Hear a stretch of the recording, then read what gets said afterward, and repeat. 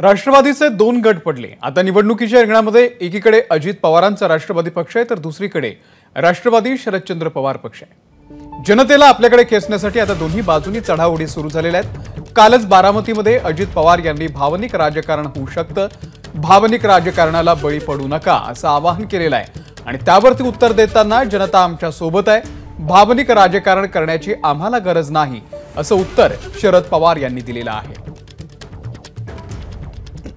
मी बारामतीकरांना दुसरं एक सांगतो, आता घरातले वरिष्ठ ते एकमेव आहेत, दुसरे आमचे आहेत परंतु ते पुण्यात असतात।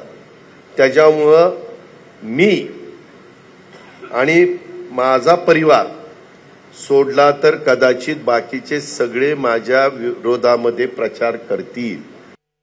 भावनात्मक अपील हे आमच्याकडनं करण्याचं काही कारण नाही आणि त्याचं कारण बारामती मतदारसंघाचे लोक आम्हा लोकांना वर्षानुवर्ष ओळखतात। त्यामुळे आमच्याकडून भावनात्मक असं अपील करता येणार नाही, करण्याची आवश्यकता नाही। पण संपूर्ण लोक एका कुटुंबाच्या एका बाजूला आहेत आणि मीच एकटा असं सांगणं याचा अर्थ लोकांना स्वतः भावनात्मक भूमिका बांधून त्यांची सहानुभूती ही मिळवण्याचा प्रयत्न त्या ठिकाणी दिसतो। एबीपी माझा, उघडा डोळे बघा नीट।